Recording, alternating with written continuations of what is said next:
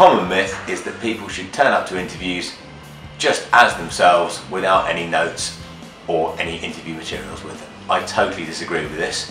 I would say no matter how hard you prepare for an interview and how much you think you might have in your head, it's very, very easy to go blank.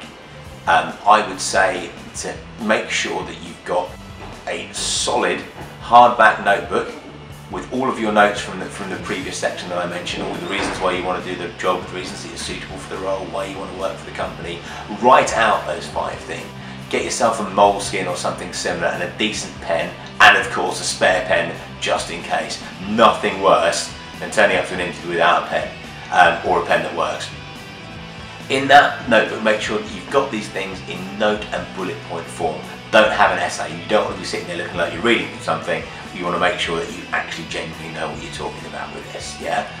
So when you sit down with a client, open the your notepad to the relevant page, have the pen in your hand, have your answers here, so you're there so that you can glance down. Okay. And I mean it's so important because it just really shows that you're prepared. The other thing which I would suggest is take with you a clear plastic folder with all of the notes and preparation that you've done for the interview already inside there, so that it shows the client that you care.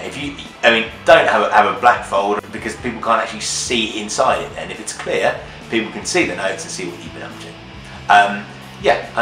Print off articles from the client's website, print off recent news articles, the job spec, your CV, anything that shows that you've done your homework. Don't be afraid to have scribbles all over this. That also shows that you prepared.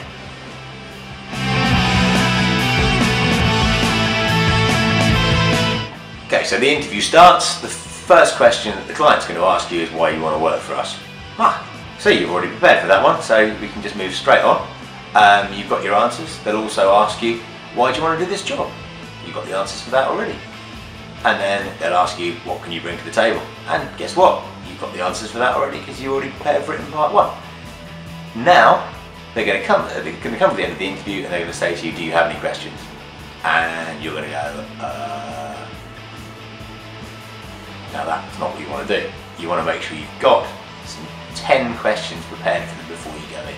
Make sure these questions are in your notebook under a heading questions, okay? Don't ask any silly questions about sick pay, holiday pay, bonuses.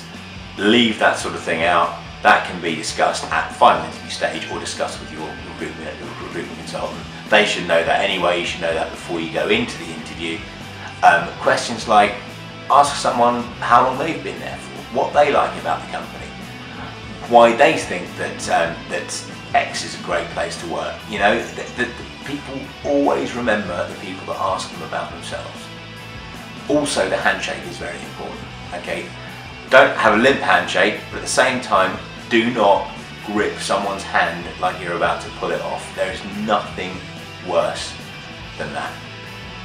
Confidence without arrogance is absolutely vital.